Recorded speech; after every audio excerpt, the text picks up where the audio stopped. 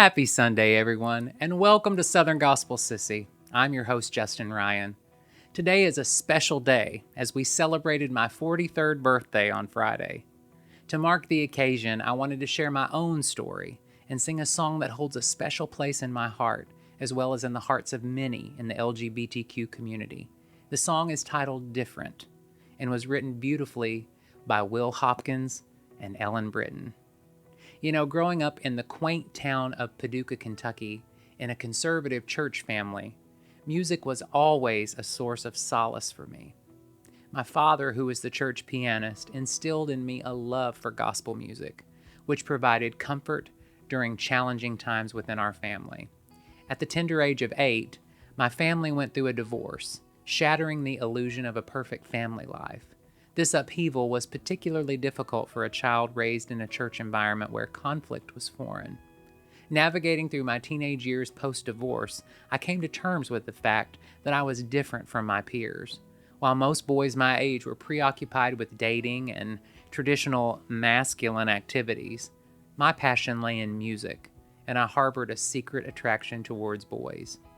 The negative rhetoric surrounding LGBTQ+ individuals, often echoed by my father, left me apprehensive about revealing my true self, especially in a region as conservative as Western Kentucky during the 1990s.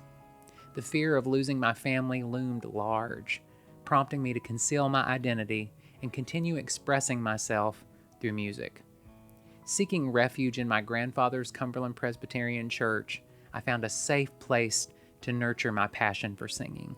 I also had the privilege of traveling with a local band, the Terry Mike Jeffrey Band, where I honed my musical talents.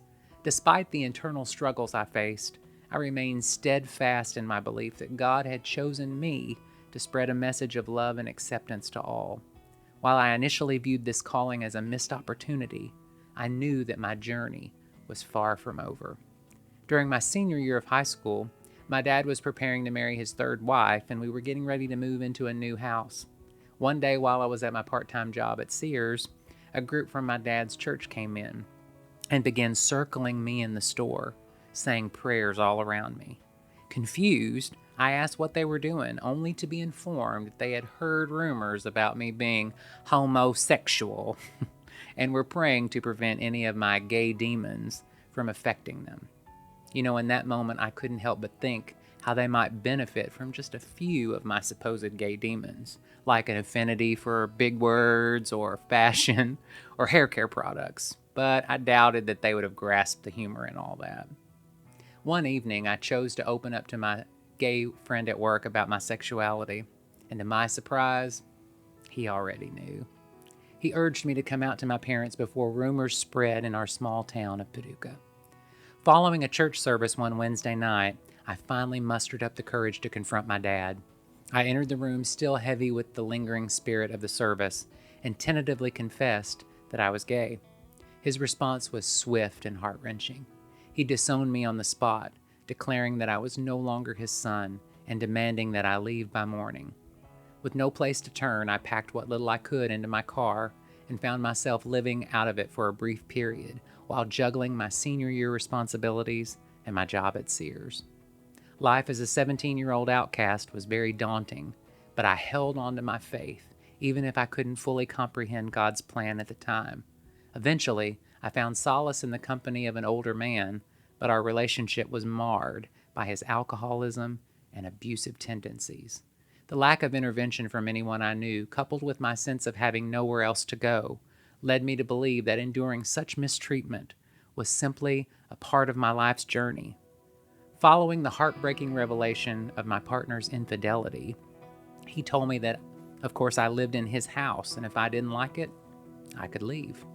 He then left to go meet his new guy, and I sat there in my pool of doubt and despair and said, I finally get it, God. I don't need to be here anymore. No one wants me, my family, my friends, the church folks, and the person I gave it all up to be with. So I did what any good gay guy would do. I put on my favorite clothes and lacquered my hair up so that when they found me, I'd look exactly like I wanted to. Took a bunch of sleeping pills and alcohol and laid down to die. And as I laid there, something said, this isn't messy enough. Your dad will just tell folks that you had a health problem, and that'll be it. So in my stupor, I stumbled to the kitchen and got a knife and started cutting myself.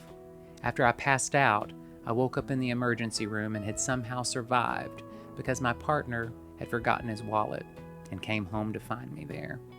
Despite my survival, the overwhelming sense of not belonging persisted, fueled by the belief that my existence was not meant to be. Upon returning to work, my gay friend that I worked with suggested that I attend a gay-affirming church in Paducah. Reluctantly, I acquiesced and found myself enveloped in a sense of belonging and acceptance I had long yearned for, surrounded by like-minded individuals worshiping the same God I had known since childhood, and I felt a profound sense of peace and reassurance. Encouraged by the pastor to showcase my talent, I hesitantly agreed, setting in motion a series of events that would alter the entire course of my life. I was invited to open for the first contemporary Christian artist to ever come out of the closet, Marsha Stevens, at the church, and I seized the opportunity to share my gift. The experience led to an unexpected invitation to record an album with Marsha in Nashville, and my trip was fully funded by the church. This gesture of kindness marked the beginning of a transformative journey that would see me forge invaluable connections in the music industry and pursue my passion for singing. I went and sang on the album and made wonderful family connections in Nashville at the studio through Mark and Donna Mosley. After recording the album, I moved to Florida and helped Marsha with her training schools for LGBTQ folks in ministry. I eventually took her bus on the road and mentored over 20 artists on tour. And finally, landed back in Nashville, where the Mosleys hired me to manage their studio, and my lifelong dream of becoming a background singer finally came true. Over the years, I've gotten to sing with some of my background vocal heroes, as well as some of my favorite singers, from Dottie Rambo, Tanya Tucker, Porter Wagner, Dolly Parton, George Jones, and many others. In 2015, I encountered the love of my life, my husband Scott Bryant, whom I believe God had perfectly chosen for me. A year later, we exchanged vows and embarked on a journey that, while not one I would have chosen for myself, has been filled with gratitude and the unwavering message of God's love that transcends our unique stories. Throughout my life, I've experienced profound losses, from beloved family members to dear friends in the music industry. The diagnosis of Scott's cancer and the challenges we faced have often left me feeling like Job, tested and tried.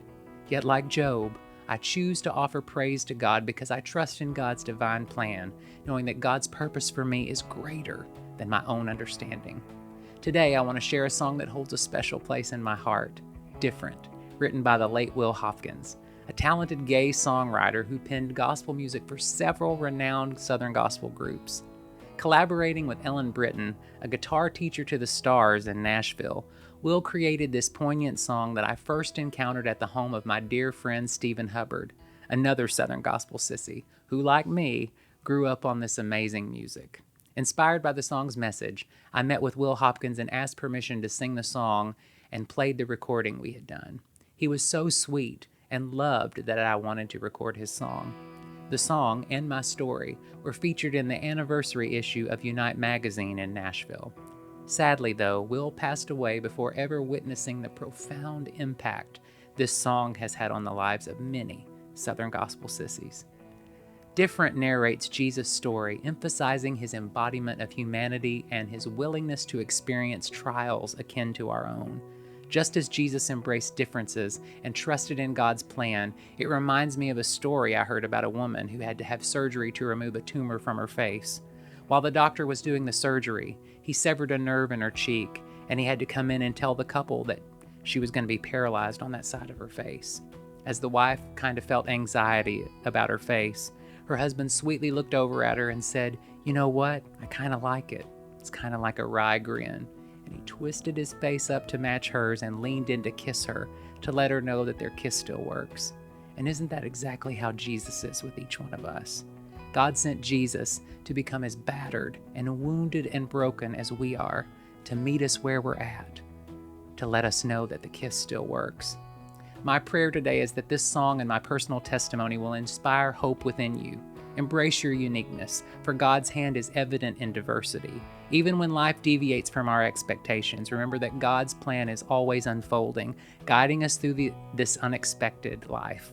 Like Job, I will continue to praise God and express gratitude for God's presence in my life, shaping me into the person I am meant to be. May you hold on to your faith, trusting that your differences are a precious gift from God, shaping a beautiful tapestry of diversity in God's divine plan. Happy Sunday.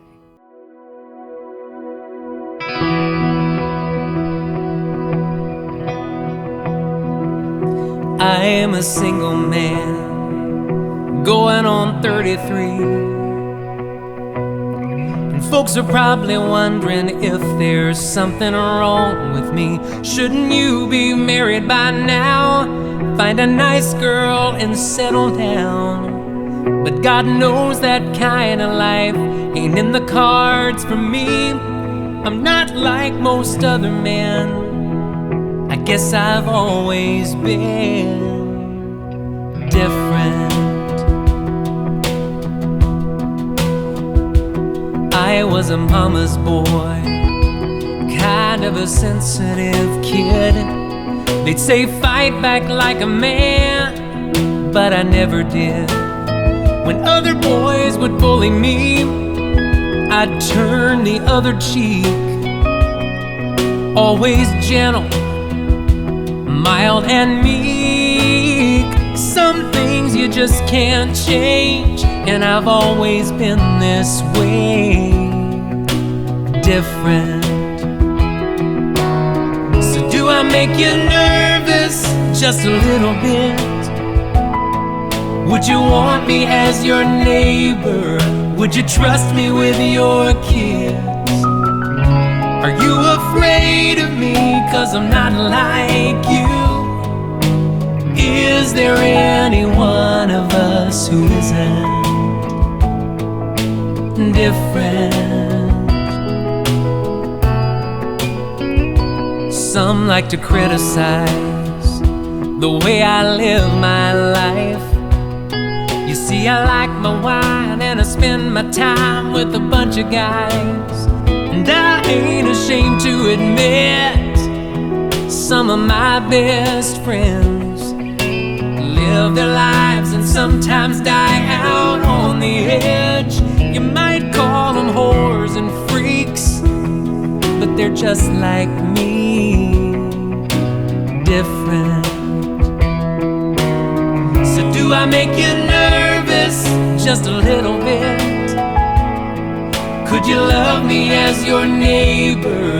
Would you trust me with your kids? Are you afraid of me 'cause I'm not like you? Is there any one of us who isn't different? My name is Jesus, and I live in Galilee. And there's an angry crowd outside right now coming after me. You've never seen such fear, never seen such hate. And if I'm right before tonight, I will be betrayed with a kiss from another man. That's how they'll know I am different.